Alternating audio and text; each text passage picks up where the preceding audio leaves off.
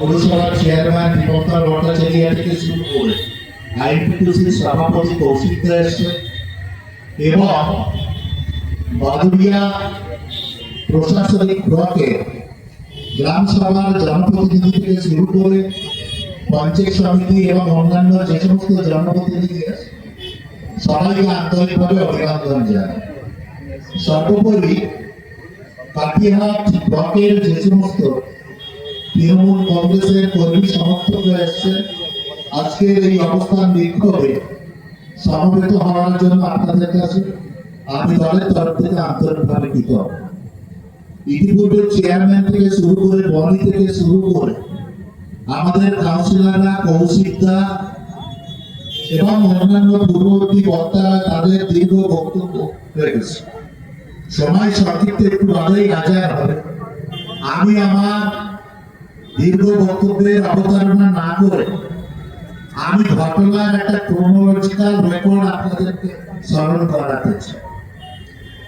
আপনারা সবাই জানেন আটিয়ারা সার্চিকলের একটা প্রাথমিক ঘটনা ঘটেছে। বাংলা বলে কথা নয়, এই ঢেউ যখন ভারতবর্ষের বিভিন্ন জায়গায় সংবাদ মাধ্যমের মধ্য দিয়ে প্রকাশিত হয়েছে, প্রত্যেকে এই ঘটনাকে নিন্দনীয় বলে একটা অবস্থান দিয়েছে। 9ই আগস্ট বাংলার মুখ্যমন্ত্রী মমতা বন্দ্যোপাধ্যায় যে স্থানে ঘটনাটা ঘটেছে তার থেকে প্রায় 250 কিলোমিটার দূরে তখন অবস্থান করছে।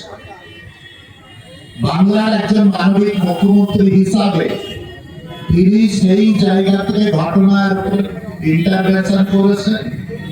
দোষীর সাজার দাবিতে যা যা প্রয়োজনীয় ব্যবস্থা তৎকালীন পুলিশ প্রশাসনকে তিনি নির্দেশ দিয়েছেন। বিকালে নির্যাতিতার বাড়িতে গিয়েছেন এবং দোষীর উপযুক্ত শাস্তির জন্য যা যা পদক্ষেপ নেওয়ার তাই নিয়েছে। 10ই আগস্ট আমরা কি দেখলাম? এই নারকীয় কাণ্ডে যিনি মূল হোতা হিজ অ্যারেস্টেড। আমি শুধু আপনাদেরকে একটা কথা স্মরণ করতে চাই,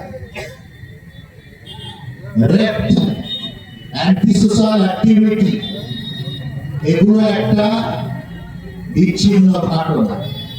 আজকে যারা বলছেন যে সমগ্র সিভিক সোসাইটি পুলিশ এর জন্য দায়ী, নট দ্যাট।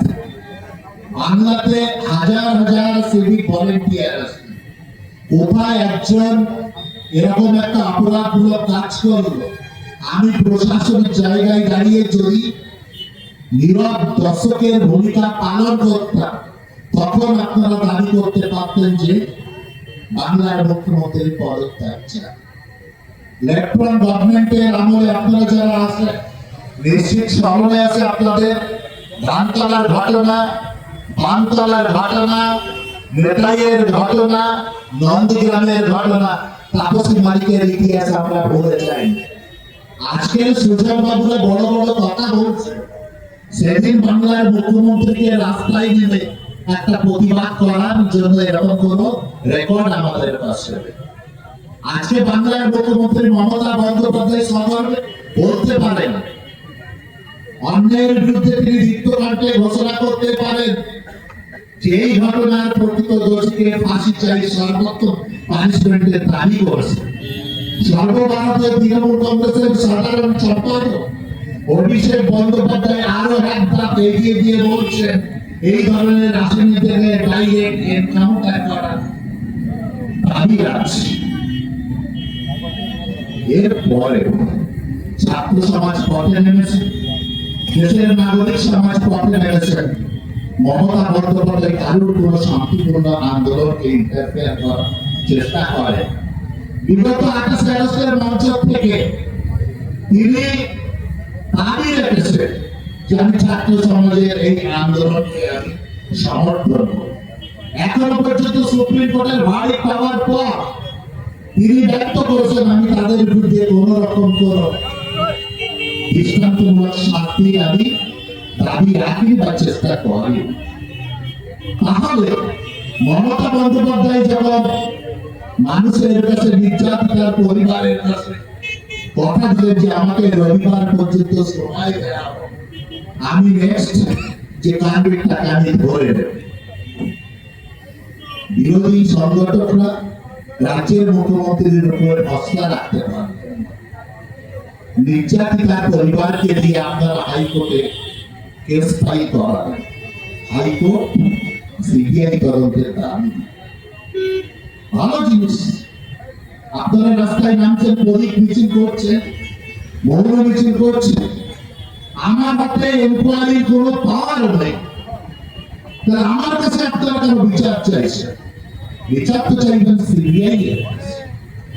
এরপরে আপনারা বড় বড় জ্যাকেট লাগিয়ে বলছেন দাবি এক, দফা এক, মুখ্যমন্ত্রীর পদত্যাগ।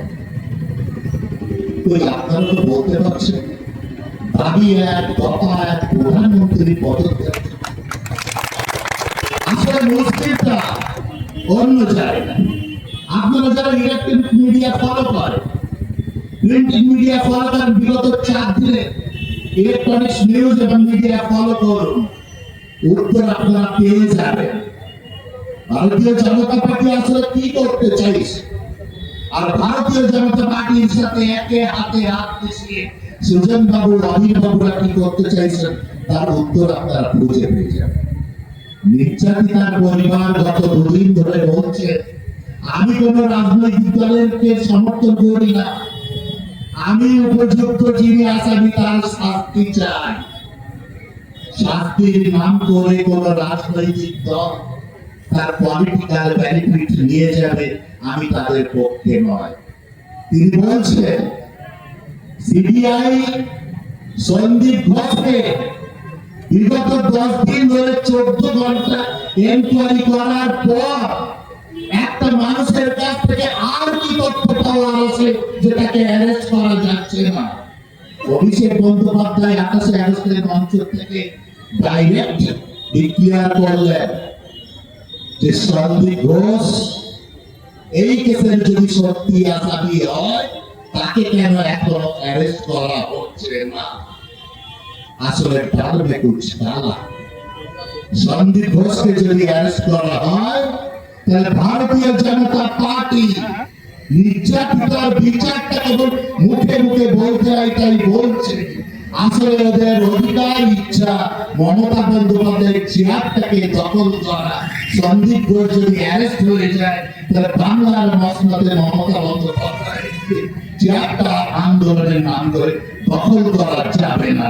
তাই এই ধরনের একটা ষড়যন্ত্র করে এই আন্দোলনকে বাংলার মাটিতে যতদিন জিয়ে রাখা যায়, পার্শ্ববর্তী বাংলাদেশ যাতে তৈরি করা যায়, এটাই হচ্ছে ভারতীয় জনতা পার্টির মূল উদ্দেশ্য। তাই আমার নেত্রী মমতা বন্দ্যোপাধ্যায় আজকে এটি অবস্থান বিক্ষোভ এবং কর্মসূচি ত্যাগ করছে।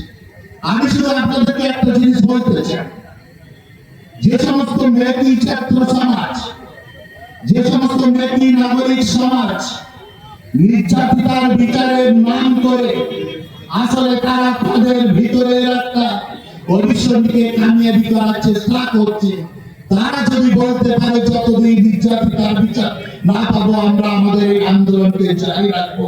আজকের এই বিক্ষোভ কর্মসূচির মঞ্চ থেকে আমরাও বলতে চাই, বাংলার মাটিতে দাঁড়িয়ে যদি কেউ অন্যায় ভাবে মমতা বন্দ্যোপাধ্যায় চেয়ারম্যান দ্বারা দখল করতে চান তার বিরুদ্ধে আগামী দিন চলবে। এই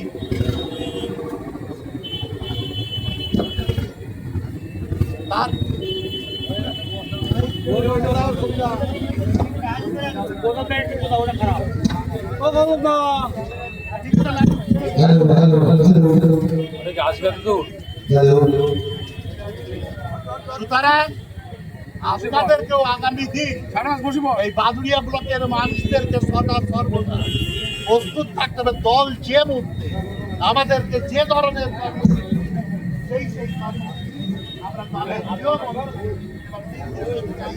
মান্যতা দিয়ে পালন করে মমতা বন্দ্যোপাধ্যায়ের বিরুদ্ধে